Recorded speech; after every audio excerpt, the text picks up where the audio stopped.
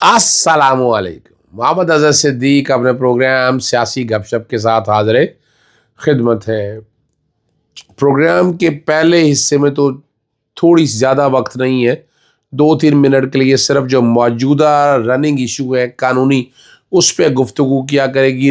लेकिन इस प्रोग्राम में मेरी कोशिश होगी कि आपके साथ डिफरेंट बातें की जा सकें, को मुख्तलिफ इश्यूज़ के ऊपर जो किसी न किसी तरह से मौजूदा निज़ाम के साथ रिलेट करते हैं।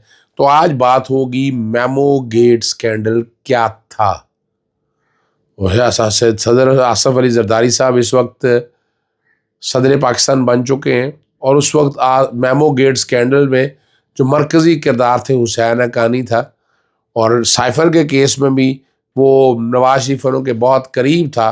तो ज़रा उस पर भी गुफ्तगू। पहले तो खुशखबरी है, पाकिस्तान तहरीक इंसाफ के कारकुनान और लीडरान जो कल एहतजाज के दौरान गिरफ्तार हुए थे, उन सब को अदालत ने डिस्चार्ज कर दिया। FIR बहुत ज़्यादा थी, जो FIR मेरे नॉलेज में मैं उसके मुताबिक बता रहा हूँ। और सुबह हम पेश हुए थे अदालत के अंदर, खोसा साहब में भी, कि ये पुरअमन एहतजाज है, ना कोई 144 का नफाज है ही कुछ नहीं है, इन केसों से कोई ताल्लुक ही नहीं है। इसमें आसिफ सईद खोसा, सदालती खोसा साहब की गाड़ी और ड्राइवर भी पकड़ा हुआ था, और कि इनमें कोई ताल्लुक ही नहीं है, कोई कंसर्न ही नहीं है। एहतजाज करना हर एक का हक है। आर्टिकल 14, 15 क्वालिटी ऑफ लाइफ है, आर्टिकल 15 और 16 जो है वो राइट टू मूवमेंट की बात करता है, आर्टिकल 17 पार्टी के वजूद की बात करता है। तो अगर इनको देखा जाए तो ये तो रोका नहीं जा सकता, ये जो ज़्यादती की गई ये आइन और कानून की खिलाफ वर्जी है। इसी बुनियाद के ऊपर अब ये सारी चीज़ें थी, अदालत ने डिस्चार्ज कर दिया। अब छोड़ा या किसी और पर्चे में पकड़ लिया, वो आपको पता है ये तरीका कार है। और मैंने पहले भी कहा था कि मौजूदा IG जो है वही पॉलिसीज़ लेकर चल रही हैं जो पुरानी है। आगे चलने से कबल मैं आपको जो साइफ़र के केस में जो बताया गया कि जनाब ये काबिल समाज नहीं है, बहुत बड़ा पार अपील ऐसे नहीं हो सकते। आप दो बातें खुद ही कॉन्ट्राडिक्ट करती हैं कि एक अपील नहीं है और एक दूसरा वो कह रहे हैं कि सिंगल जज को सुनना चाहिए, जो कि FIA की जुरिसडिक्शन है, स्पेशल लॉ है। इसके ऊपर तो बड़ी वाज़ेह तौर पर ये डिवीज़न बेंच ही सुनेगा, और जहाँ तक है अपील के बगैर कोई कानून नहीं है। तो ये दोनों ओवररूल हो जाएंगी। बुध के लिए समात 13 तारीख के लिए समात मुलतवी हुई है। बैरिस्टर सलमान सफदर ने बेहतरीन दलाइल दिए और बड़ी मेहनत के साथ वो काम करते हैं। सुनिएगा उन्होंने मीडिया से क्या गुफ्तगू की। देखें, बात ये है कि जिन सेक्शंस में हमने अपीलें दायर की हैं 410 में और सेक्शन 10 में क्रिमिनल लॉ अमेंडमेंट एक्ट के, आप यही रिपोर्ट करेंगे कि वही सेक्शन दुरुस्त करार दिए गए और वही दुरुस्त सेक्शंस हैं। हम ना अपने सेक्शंस चेंज करेंगे, ना हमने कोई गलत अपील फाइल की है किसी सेक्शन में। बड़ी कम प्रोसिक्यूशंस हैं। एक तो जजेस ने कहा कि केस ऑफ फर्स्ट इम्प्रेशन है, दूसरा उन्होंने कहा कि बहुत कम हमारे पास प्रेसिडेंट मौजूद है। तो एक ऑब्जेक्शन आया है कि इसको देख लें कि क्या इसमें अपील का राइट, तो उन्होंने कहा आपको है, ठीक है, ये तो तय है बात, क्योंकि कोई भी कॉर्पोरल पनिशमेंट हो किसी इंडिविजुअल पे, अगर कोई सज़ा दी गई हो, चाहे वो सज़ाए मौत हो, चाहे वो उम्र कैद हो, चाहे वो 14 साल हो या 10 साल हो, अपील का तो राइट है। सो उन्होंने उससे तो कोई डिनाई नहीं किया कि अपील का राइट है, मगर चूंकि इस कानून में बकौल प्रोसिक्यूशन के, नॉट अकॉर्डिंग टू दी जजेस, कि इनको अपील का राइट ही नहीं है, तो जिस सेक्शन को पढ़ें उसी के अंदर लिखा हुआ है कि appeal shell lie to the highest court of the territorial jurisdiction, जहाँ पर जुर्म ट्राई किया जाए। मैं इसको सिर्फ प्रोसिक्यूशन का मज़ीद ताख़ीर करने का एक हथकंडा, आपको याद होगा जब इमरान खान साहब और शाह महमूद कुरैशी साहब की ज़मानत की दरख्वास्तें आई थी, तो तब यहाँ पर यह कहा गया था कि ज़मानत की प्रोविज़न मौजूद नहीं है। एक दिन इसमें ज़ाया किया गया और अगले दिन माना गया कि नहीं, ज़मानत के राइट हैं। तो क्रिमिनल लॉ में, क्रिमिनल लॉ की स्कीम में, क्रिमिनल लॉ के ऑब्जेक्ट कभी भी ये नहीं रहा कि एक शख्स को सज़ा हो जाए, और सज़ा भी कौन दे? जज अबू उसनाद जुल्करनैन दें, वो स्याह करें या सफ़ेद करें, उसको कोई चेक करने वाला ही ना हो। तो सरकार का कहना ये था कि अपील का राइट सिरे से है ही नहीं, जो कि नामुमकिन बात है। سو ججز نے بھی کہا نہیں اپیل کا رائٹ تو ہے, اب صرف یہ دیکھنا ہے کہ جن سیکشنز میں ہم نے اپیل دائر کیا آیا وہ سیکشن درست ہیں یا کوئی اور سیکشن ہو سکتا ہے جس کی طرف سرکار نے اشارہ نہیں کیا. سو میں دوبارہ یہی کہوں گا کہ پرسوں جب یہ ہیئرنگ ریزیوم ہوگی تو ہم ایویڈنس پڑھیں گے. مقصد مجھے سرکار کا صرف یہی لگتا ہے کہ کسی طریقے سے خان صاحب کی اپیلوں کا فیصلہ نہ ہو اور یہ ٹیکنیکل آبجیکشنز لے کر الجھا کے رمضان کے اندر اس پروسیس کو اور ان کی ریلیز کو کسی طریقے سے اس کو تاخیر کی جائے اور وہ جلد از جلد واپس بار نہ آئے. سلمان صاحب, ابھی تک جو صورتحال نظر آئی اس میں یہ لگ رہا ہے کہ شاید ججز بھی ابھی کلیئر نہیں ہیں کہ کیا سی آر پی سی کی جو جی آپ نے سلمان صفدر کی وہ ساری گفتگو سن لی.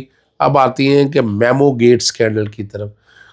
اس میں سپریم کورٹ نے میٹر ٹیک اپ کیا تھا اور آپ کو یاد ہونا چاہیے چیف جسٹس افتخار محمد چوئی صاحب کے دور میں جسٹس قاضی فائز عیسیٰ اس وقت بلوچستان ہائی کورٹ کے چیف جسٹس تھے. جسٹس اقبال و حمید الرحمان اس وقت اسلام آباد ہائی کورٹ کے چیف جسٹس تھے اور جسٹس غالب المشیر عالم تھے وہ چیف جسٹس تھے سندھ ہائی کورٹ کے. تو تینوں چیف جسٹس کے پر مشتمل ایک کمیشن تشکیل جس کی سربراہی جسٹس قاضی فائز عیسیٰ کرتے تھے.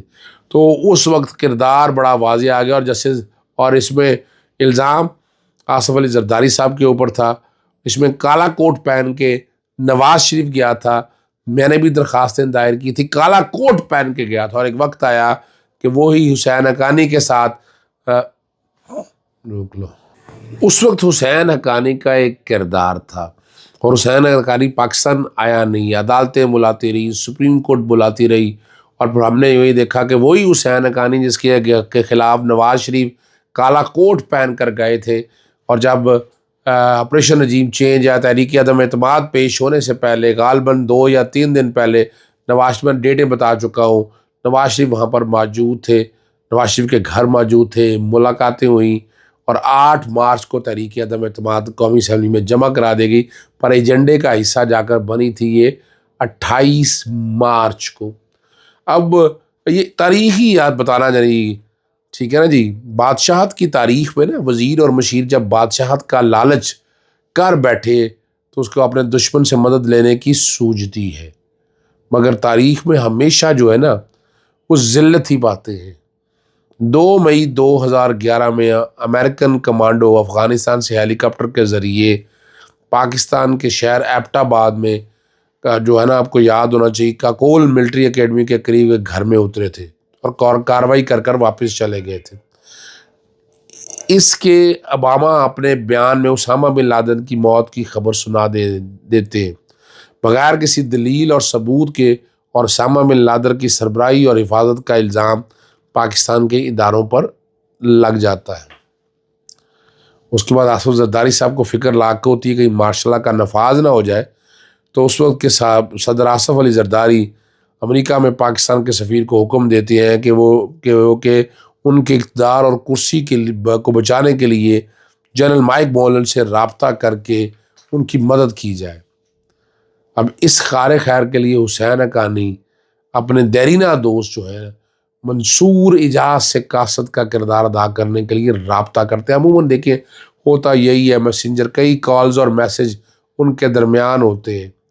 کئی دنوں کے بعد منصور اجاز خط لکھ کے تصحیح کے لیے حسین حقانی کو خط کا متن بھی بھیج دیتے ہیں اور ساتھ منصور اجاز کی طرف سے تقاضا ہوتا ہے کہ متن کی حمایت آصف علی زرداری بھی کریں گے.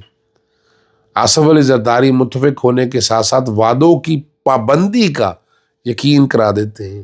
تصدیق کے بعد یہ خط Mansoor Ijaz national security adviser James Jones کے ذریعے جنرل مائک تک پہنچا دیا جاتا ہے. اب یہ جو خط ہے اسے میمو کہا گیا, میمو گیٹ سکینڈل کہا گیا. بھانڈا کیسے پورا اور اس کے پاکستان پر اثرات کیسے ہوئے. اس واقعے کے 5 ماہ بعد منصور اجاز نے فائنینشیل ٹائم میں ایک آرٹیکل لکھتے ہیں جس میں وہ اس خط کے بارے میں بہت کچھ بتا دیتے ہیں اور اس کے بعد پاکستانی سیاست میں بھگدڑ مچتی ہے اور حزب اختلاف نواز شریف تھا اس وقت اور وکلا کی طرف سے زرداری ہم بڑی واضح طور پر اور حقینی کے خلاف پٹیشن دائر کی جاتی ہے. چیف جسٹس معاملے کی چھان بین کے لیے ایک عدالتی کمیشن بناتے ہیں اور تب جنرل شجاع پاشا, جنرل کیانی, منصور اجاز اور یوسف رضا گیلانی عدالت میں اپنا بیان ریکارڈ کراتے ہیں اور حسین حقانی جو ہے وہ امریکہ فرار ہو جاتا ہے۔ یہ تاریخ کے جھروکوں کو آپ کو بڑی باریکی سے سمجھنا ہے کہ یہ گتھی اتنی آسان نہیں ہے۔ عمران خان کے خلاف یہ سارا جو کچھ ہوا یہ اتنی آسان گتھی نہیں ہے، اس کو بھی سمجھنا بڑی بات، اور بہت سی چیزیں سامنے آ چکی ہیں۔ عدالتی کمیشن جو ہے اور آصف علی زرداری کو بے گناہ قرار دیتا ہے اور سارا ملبہ حسین حقانی پر ڈال دیتا ہے۔ یہ بھی انکشاف کیا جاتا ہے کہ امریکہ میں موجود پاکستانی سفارت خانے میں ایک فنڈ بھی قائم کیا جاتا ہے جو کہ حسین حقانی کی دسترس میں تھا، اور اس کی رقم حسین حقانی نے بغیر کسی آڈٹ کے استعمال بھی کی تھی۔ چیف جسٹس آف پاکستان نے 2019 میں حسین عدالت میں طلب کیا مگر نہیں، اور حکومت نے پٹیشن کو مسترد کرنے کی استدعا بھی کی تھی۔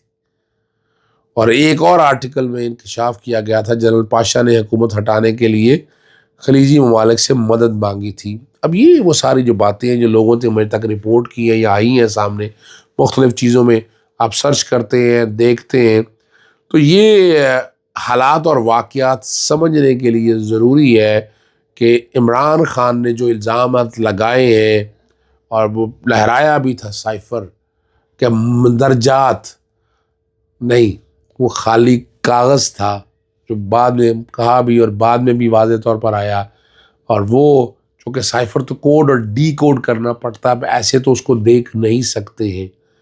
عمران خان نے وہ ساری کہانی، اب یہ کہانی جب آپ پیچھے سے دیکھتے ہیں، آپریشن رجیت چینج جو پوری دنیا میں امریکہ نے اگر کیے ہیں تو اس کی ہسٹری اویلیبل ہے، اور وہ وقت کے ساتھ ساتھ ثابت ہوئے۔